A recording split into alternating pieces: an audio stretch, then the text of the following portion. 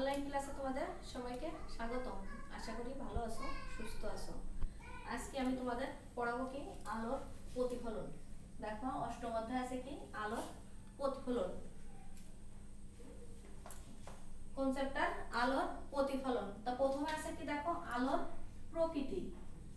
আছে কি আলোর আলোর প্রকৃতি।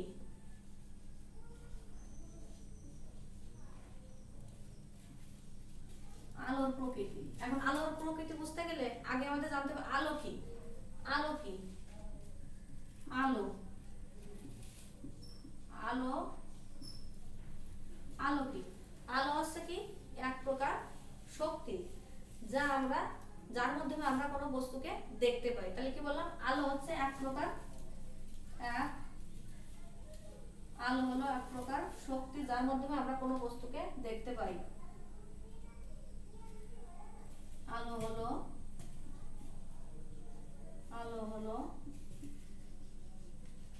এক প্রকার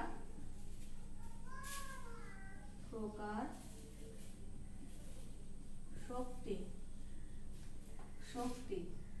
যার মাধ্যমে আমরা কোনো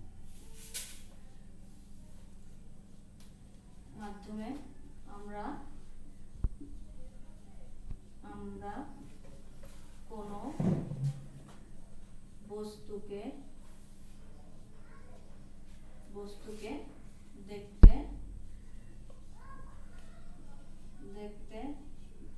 পাই। তাহলে কি বললাম? আলো হলো এক প্রকার শক্তি যার মাধ্যমে আমরা কোনো বস্তুকে দেখতে পাই। আমরা কিভাবে বস্তুটাকে দেখতে পাই? সেই বস্তুটা থেকে যখন আলো এসে আমাদের চোখে পড়ে, কোনো বস্তু থেকে আলো যখন এসে আমাদের চোখে পড়বে তখনই আমরা বস্তুটাকে দেখতে পাবো। তাহলে কি হলো ব্যাপারটা? যে আমরা যে বস্তুটা দেখতে পাচ্ছি মূলত সেই বস্তু থেকে আমাদের চোখে আলো আসতেছে, ফলে আমরা সেই বস্তুটাকে দেখতে পাচ্ছি। তাহলে আলো হলো এক প্রকার শক্তি যার মাধ্যমে আমরা কোনো বস্তুকে দেখতে পাই, এবং সেই বস্তু থেকে যখন কোনো আলো এসে আমাদের পড়ে, যা দেখবো সেটা থেকে আলো এসে পড়বে, বিধায় আমরা বস্তুটাকে দেখতে পাবো। আলো আবার বিদ্যুৎ চৌম্বকীয় তরঙ্গ। আলো কি? বিদ্যুৎ চৌম্বকীয়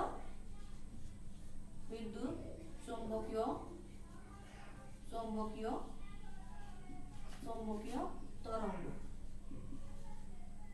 আলো আছে কি বিদ্যুৎ চৌম্বকীয় তরঙ্গ। আলো সবসময় কি করে? সরল রেখায় চলে। আলো কি করে? সবসময় সরল রেখায় চলে। সরল রেখায় চলে। আলো বিদ্যুৎ চৌম্বকীয় তরঙ্গ এবং কি করে? সরল রেখায় চলে। তরঙ্গ আমরা তো জানি, তরঙ্গ আমরা নদীর ঢেউ দেখেছি না? আমরা যদি পুকুরে ঢিল ছুড়ি তাহলে আমরা তরঙ্গ দেখতে পাই। তাহলে এটা বলতেছে বিদ্যুৎ চৌম্বকীয় তরঙ্গ এবং সরল রেখায় চলে, এবং আরো এরকম বৈশিষ্ট্য আছে, তোমরা পড়ে নেবে। এখন দেখো আলোর প্রকৃতি বোঝার জন্য তোমাদের বইতে 213 নম্বর পেজে একটা চিত্র আছে, চিত্রটা দেখবে। আমি তোমাদের দেখাই, বোঝাচ্ছি, ভালো করে খেয়াল করো। নতুন জিনিস ভালো করে মন না দিলে কিন্তু বুঝতে পারবে না। এখন এখানে চিত্রটা আছে, দেখো কি একটা তরঙ্গ দৈর্ঘ্য আঁকাইছে।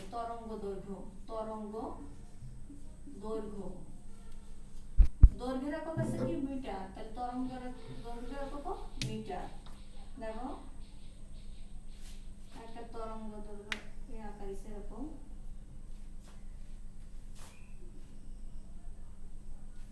প্রথমে দিয়েছে কত? 10⁻14। এখানে আরো আছে 10⁻−14। এরপরে আছে 10⁴ গুণ করে বাড়তেছে। দেখো 10⁻⁻4।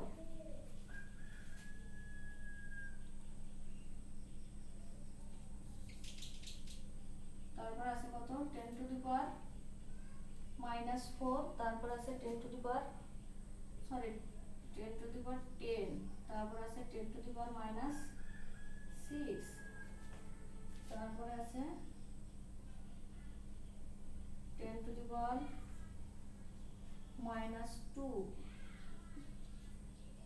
পরে আছে কত? 10⁻2। 10⁻2 6, এখানে আরো আছে কত করে বাড়লো, কত গুণ, 10⁴ গুণ করে, এত গুণ করে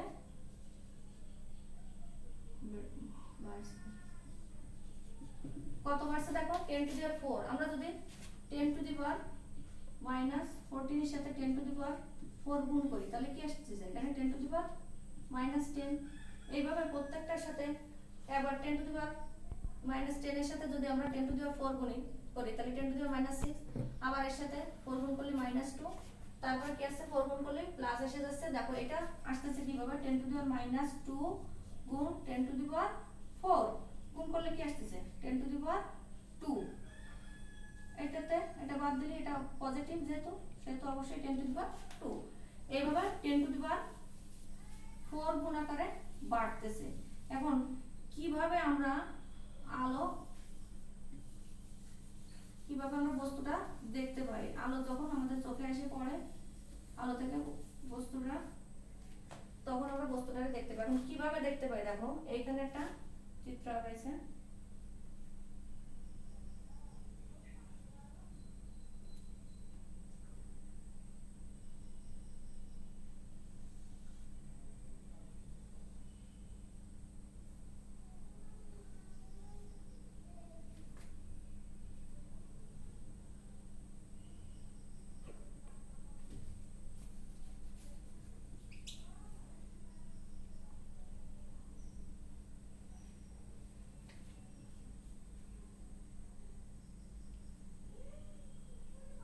দেখো এইখানে 400 ন্যানোমিটার,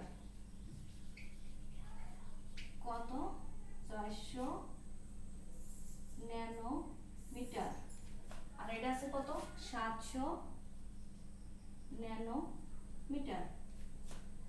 এখন আমরা কি 1 ন্যানোমিটার সমান কত জানি, 1 ন্যানোমিটার সমান হচ্ছে কি 10⁻⁹ মিটার, 10 কত -9 মিটার। তাহলে আমরা যদি এর করি তাহলে এখানে কত পাচ্ছি, 4 আর 400 যদি গুণ করে দিই এর সাথে তাহলে কত মিটার পাবো এখানে, তাহলে 4 গুণ 10⁻⁷ মিটার পাচ্ছি। আর এখানে পাবো মানে কত 7 গুণ 10⁻⁷ মিটার।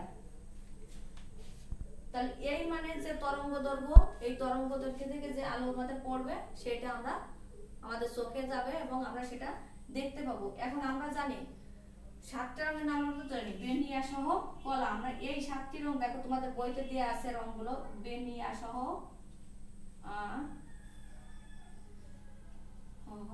কলা। দেখো সরি,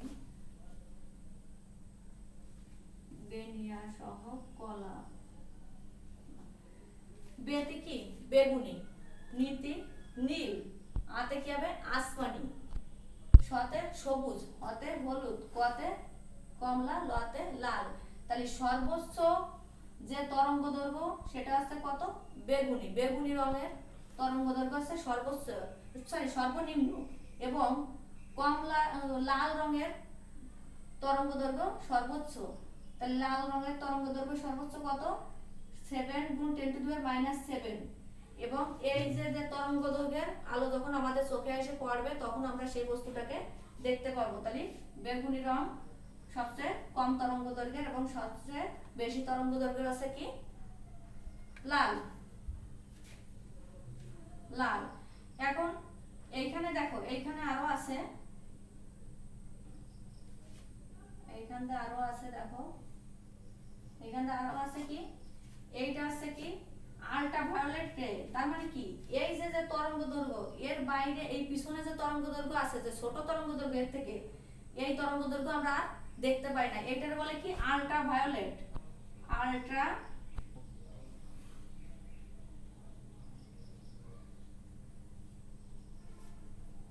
আল্ট্রাভায়োলেট তার মানে অতি বেগুনি, এইগুলো আমরা দেখতে পাই না। আর এখানে আছে কি এক্স রে, এক্স রে।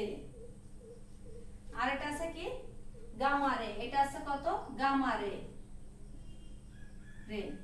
আর এইখানে যেগুলো আছে যে তরঙ্গ দৈর্ঘ্য আমরা কি এই যে এই সর্বোচ্চ এইটুক দেখতে পারি, এইখানে আছে কি অবলোহিত, ইনফ্রারেড, অবলোহিত।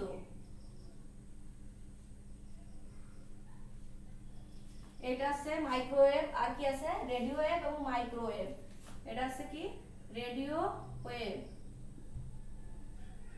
রেডিও ওয়েভ, আর এটা মাইক্রোওয়েভ,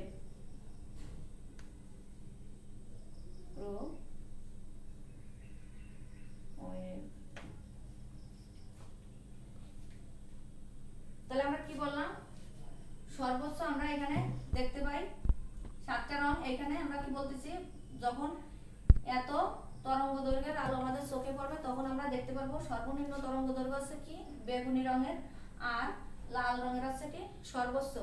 চিত্রটা আশা করি তোমরা মোটামুটি সবাই একটু বুঝতে পারিছো।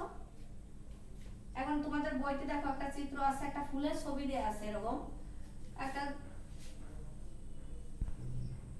একটা ফুল আছে, তার আবার পাতা দিয়ে আছে এরকম। এখন এই ফুলটা দেওয়া রয়েছে কিসের, লাল রঙের, আর এই পাতাটা ছিল কিসের, সবুজ রঙের, সবুজ রঙের। এখান থেকে দেখো ব্যাখ্যাটা দিয়ে দিত তোমাদের, আমরা ফুলটারে কেন লাল দেখি আর পাতাটারে কেন সবুজ দেখি, কিভাবে আমরা এটারে লাল দেখতেছি আর কিভাবে আমরা সবুজ দেখতেছি। আমরা আলোর সংজ্ঞাতে বলেছি যে আলো হচ্ছে এক প্রকার শক্তি যার মাধ্যমে আমরা কোনো বস্তুকে দেখতে পাই, বস্তু থেকে কি করে আলো এসে আমাদের চোখে পড়ে, তার ফলে আমরা কি করে দেখতে পাই। তাহলে এই যে লাল রঙের ফুলটা, লাল রঙের ফুলটা আমাদের চোখে কি হতেছে, লাল রঙের এসে পড়তেছে, বিধায় আমরা এটা লাল দেখতেছি, আর পাতাটা সবুজ দেখতেছি।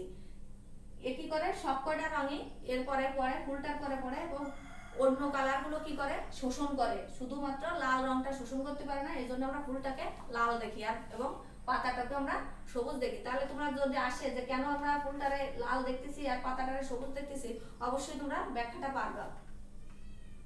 এরপরে দেখো কি আছে তোমাদের,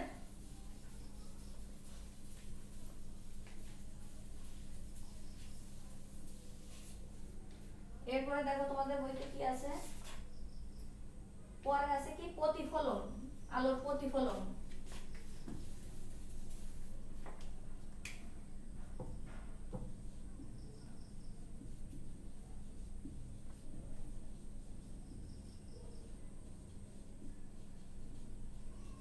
আলোর প্রতিফলন। এখন আলোর প্রতিফলনের ক্ষেত্রে 3টে ঘটনা ঘটে। দেখো একটা আলো যখন কোনো তলে এসে পড়ে তখন কি কি ঘটনা ঘটতেছে, একটা মনে করো একটা তল, যে কোনো একটা তল হতে পারে, একটা বস্তু তল। এখন যখন এসে আলোটা পড়তেছে এখানে 3টে ঘটনা ঘটতেছে। দেখো যখন পড়তেছে একটা রশ্মি আসলো, এটা কি আছে এই তলে আপাতিত হচ্ছে, এবং একটা রশ্মি কি হলো তলের উপর পড়লো, পড়ার পরে একটা কি আছে প্রতিফলিত হচ্ছে, এটা আছে কি প্রতিফলিত হচ্ছে। আর একটা কি আছে শোষিত হচ্ছে, এটা আছে কি শোষণ, শোষণ, এটা আছে প্রতিফলন, ফলন। আর এটা দেখো কি আছে, এটা আছে প্রতিসরণ, প্রতিসরণ। তাহলে আমি কি বলতেছি, যখন কোনো আলো একটা তলের পরে এসে পড়তেছে তখন কি ঘটতেছে, 3টে ঘটনা ঘটতেছে। একটা কি আছে রশ্মি প্রতিফলিত হচ্ছে, একটা রশ্মি প্রতিসরিত হচ্ছে, আর একটা আছে কি শোষণ হচ্ছে, 3টে ঘটনা ঘটতেছে। এখন আমরা আলোর প্রতিফলনের সংজ্ঞা কি, আলোর প্রতিফলনের সংজ্ঞা কি আছে, আলো যখন এক স্বচ্ছ মাধ্যম থেকে, মনে করো একটা স্বচ্ছ মাধ্যম, একটা স্বচ্ছ মাধ্যম, এটা একটা বায়ু মাধ্যম আর একটা আছে কাঁচ, দুটো মাধ্যম, ঠিক আছে দুটো মাধ্যম। এখন আলো বলতেছে কি, আলো যখন এক স্বচ্ছ মাধ্যম থেকে এক অন্য এক স্বচ্ছ মাধ্যমে যাচ্ছে, যাতে যাতে যখন যখন বাধা পাচ্ছে, বাধা পেয়ে ওই যে দ্বিতীয় মাধ্যমে, প্রথম মাধ্যম থেকে যখন দ্বিতীয় মাধ্যমে আলো প্রবেশ করবে তখন কি আছে, এই যে দ্বিতীয় মাধ্যমে বাধা পেয়ে আলো আবার পুনরায় ফিরে যাচ্ছে প্রথম মাধ্যমে, এই যে ফিরে যাওয়ার ঘটনাটা সেটা আছে আলোর প্রতিফলন। এই যে আসতেছে, আসার পরে এখানে বাধা পেয়ে ফিরে যাচ্ছে, এই যে ঘটনা ঘটতেছে এটা হচ্ছে কি আলোর প্রতিফলন। তাহলে আমরা আলোর প্রতিফলন কি শিখলাম।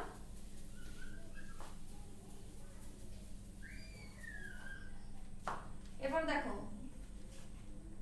একটা একটা কি তল, এর আমরা একটা প্রতিফলক পৃষ্ঠ বিবেচনা করি। এখানে অবিলম্ব কি অবিলম্ব,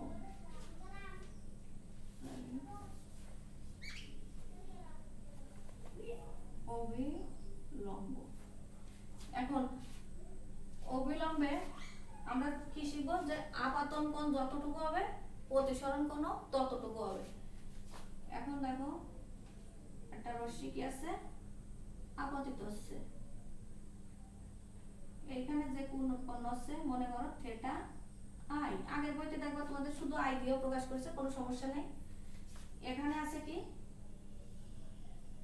প্রতিসরণ কোণ থিটা আর, সরি কি লিখলাম থিটা আর, তাহলে আমরা কি বলতেছি আপতন কোণ আছে কি থিটা আই, তাহলে আমরা বলতেছি কি যে থিটা আই হবে কিসের সমান থিটা আর এর সমান, থিটা আর এর সমান। এই কোণটা যদি 45 ডিগ্রি হয় এই কোণটা অবশ্যই 45 ডিগ্রি হবে, এটা যদি 45 হয় এটাও 45 ডিগ্রি হবে। তাহলে আপতন কোণ অবশ্যই প্রতিসরণ কোণের সমান হবে।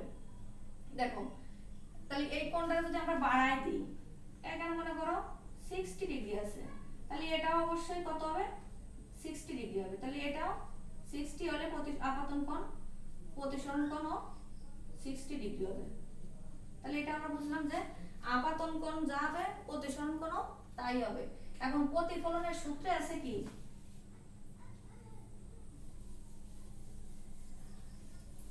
দেখো এখান থেকে তোমাদের প্রতিফলনের সূত্র নেই, প্রতিফলনের সূত্র, প্রতিফলনের দেখো সূত্র দ্বিতীয় নাম্বার সূত্রটা আছে কি আপতন কোণ অবশ্যই প্রতিফলন কোণের সমান হবে। আপতন কি হবে প্রতিফলনের কোণ সমান হবে, তাহলে থিটা আই সমান হবে কি থিটা আর, সে যাই হোক না কেন।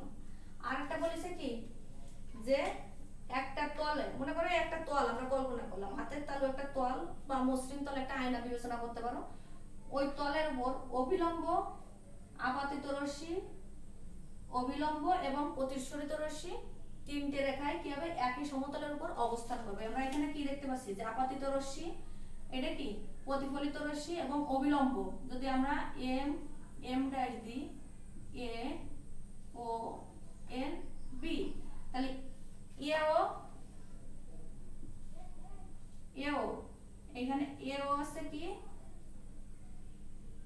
সরি এও আছে আপতিত রশ্মি, এটা আছে কি আপতিত রশ্মি আপতিত রশ্মি, আর এটা আছে কি অবিলম্ব অবিলম্ব, আর এটা কি প্রতিফলিত রশ্মি বা প্রতিসরিত রশ্মি প্রতিসরিত অথবা প্রতিফলিত রশ্মি।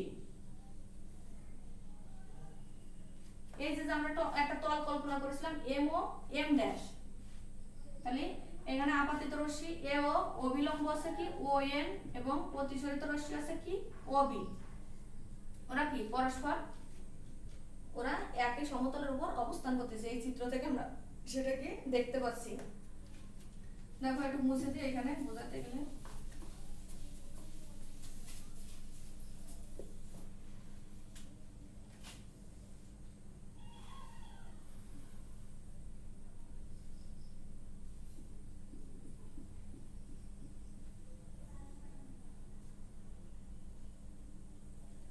এখন এম এম ড্যাশ ও এন এ বি। এখন দেখো এইখানে আপতন কোণ কি আর প্রতিফলন কোণ বা কি, এইটা আমরা বলতেছি আপতন কোণ আর এটা আছে কি প্রতিফলন কোণ থিটা আই এবং থিটা আর। আপতন কোণের যদি সংজ্ঞা আসে যে আপতন কোণ কি, তাহলে আমরা আপতনের কোণ সংজ্ঞা কি দেব, আপতন কোণের সংজ্ঞা কি দেব, দেখো আপতনের কোণের সংজ্ঞা আমরা এইভাবে দিতে পারি যে আপাতিত রশ্মি অবিলম্বের সাথে যে কোণ উৎপন্ন করে তাকে বলে আপাতন কোণ। তাহলে আপাতন কোণ, আপতিত রশ্মি অবিলম্বের সাথে লম্বের সাথে যে কোণ উৎপন্ন করে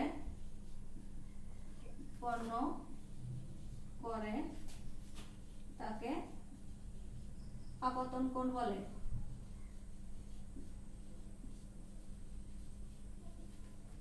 আপতন কোণ বলে, যাকে আমরা কি দিয়ে প্রকাশ করি? Theta I. তাহলে এই যে আপতিত রশ্মি অবিলম্বের সাথে যে কোণ উৎপন্ন করেছে তারা বলতেছে আপতন কোণ। আর প্রতিসরণ কোণ কি এটা লিখবো না, তোমরা নিজেরাই বুঝবা।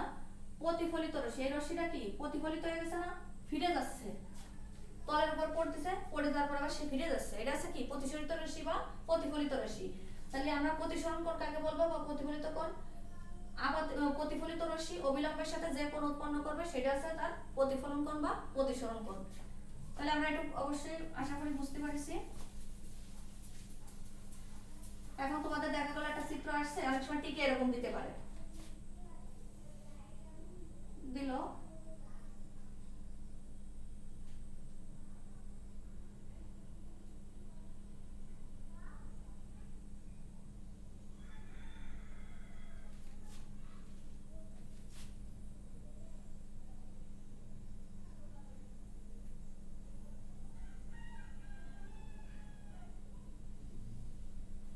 এরকম আসলো, দিয়ে দিয়েছে একটা চিত্র এম এম ড্যাশ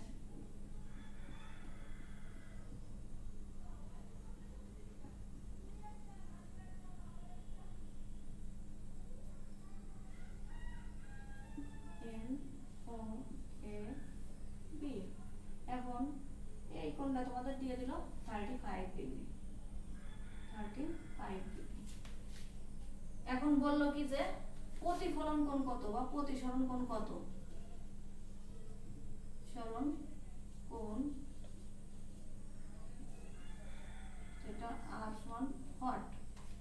তাহলে এই চিত্র দেখে আমরা কি বের করতে পারবো? আমরা এতক্ষণ দেখছি আপতন কোণ, প্রতিফলন কোণ। আমরা প্রতিফলন সূত্র দেখে কি দেখছি? প্রতিফলন সূত্র কি পাইছি যে আপতন কোণ হবে কি প্রতিফলন কোণের সমান বা প্রতিসরণ কোণের সমান। তাই আমরা কি শিখেছি? এখানে বলেছে থিটা আর, আমাদের এইটুকু বের করতে বলছে, থিটা আর।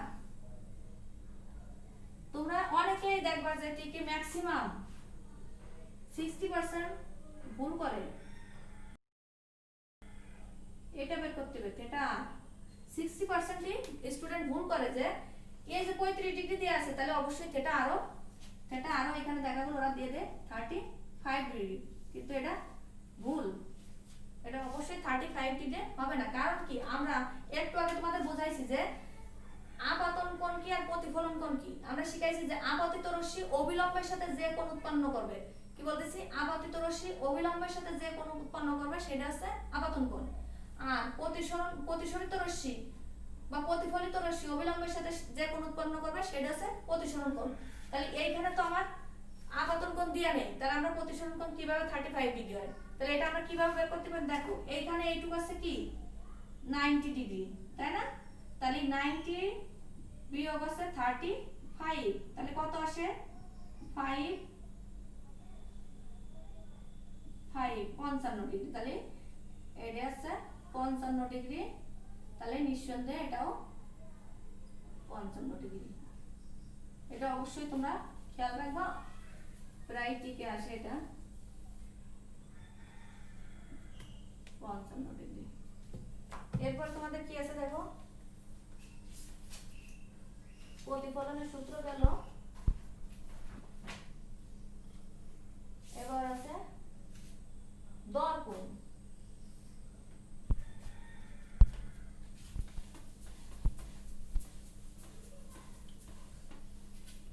আরেকটা জিনিস আছে কি মসৃণ অমসৃণ পৃষ্ঠে প্রতিফলন। মসৃণ পৃষ্ঠে প্রতিফলন আর অমসৃণ পৃষ্ঠে প্রতিফলন। দেখো মসৃণ পৃষ্ঠে প্রতিফলন কি রকম? মনে করো একটা মসৃণ পৃষ্ঠ,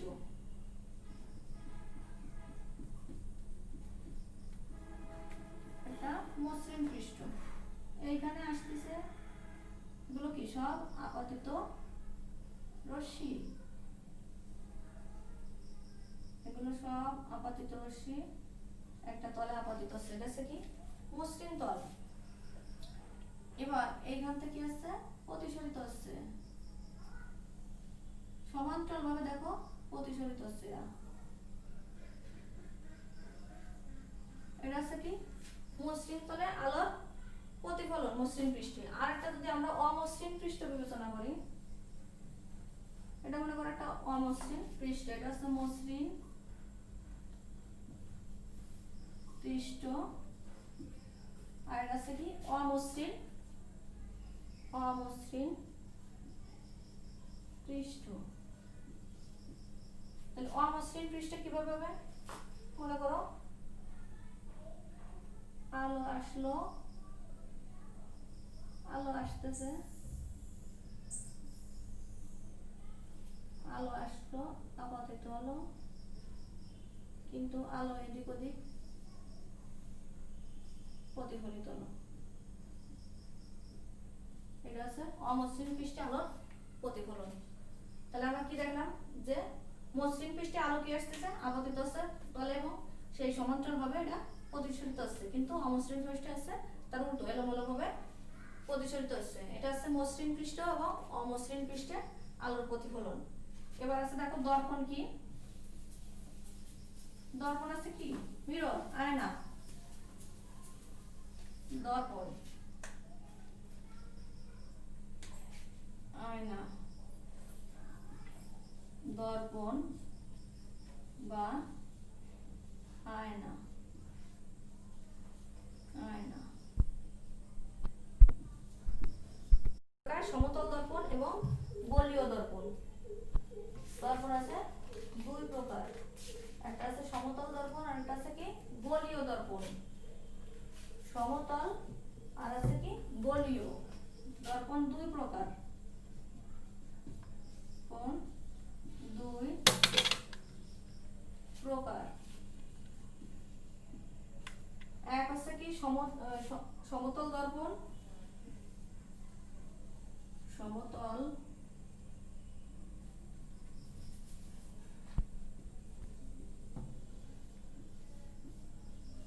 সমতল দর্পণ, আর দুই আছে গোলীয় দর্পণ। দেখো দর্পণ কি বললাম দুই প্রকার, একটা আছে সমতল দর্পণ আর একটা আছে কি গোলীয় দর্পণ। গোলীয় দর্পণ আবার দুই প্রকার, গোলীয় দর্পণ দুই প্রকার।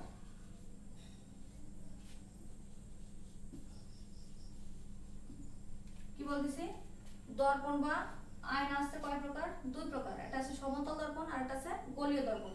আবার গোলীয় দর্পণ আছে কি দুই প্রকার, একটা আছে কি উত্তল দর্পণ আর একটা আছে কি অবতল দর্পণ। উত্তল দর্পণ দুই আছে অবতল দর্পণ।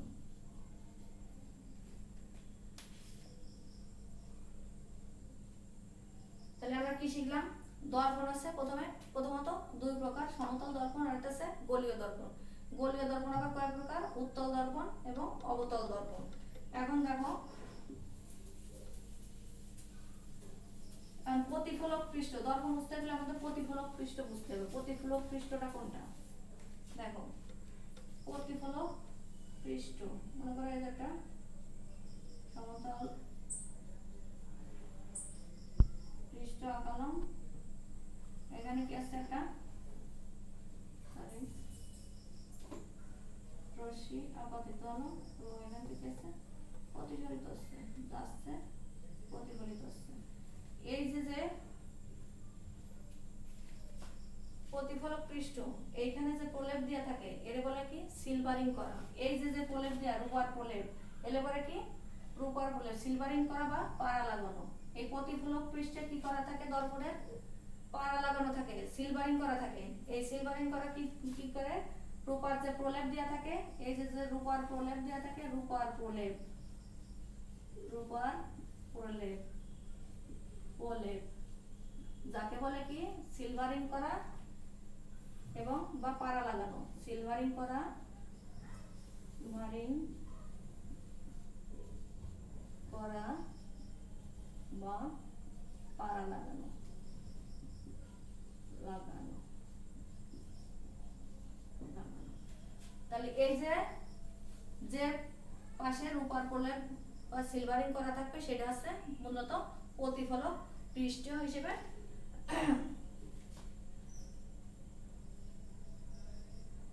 এবার ধাতুর প্রলেপ লাগানোর বিপরীত পৃষ্ঠটি আছে প্রতিফলক পৃষ্ঠ হিসেবে কাজ করে। যে ধাতুর যে প্রলেপ লাগানো থাকবে তার বিপরীত পৃষ্ঠটি হবে কি প্রতিফলক পৃষ্ঠ হিসেবে কাজ করবে। তাহলে ধাতুর প্রলেপ লাগানোর বিপরীত পৃষ্ঠটি আমাদের কি হবে প্রতিফলক পৃষ্ঠ হিসেবে কাজ করবে। তাহলে আজকে তোমাদের এই পর্যন্তই থাক, নেক্সট ক্লাসে এর বিস্তারিত অবতল উত্তলে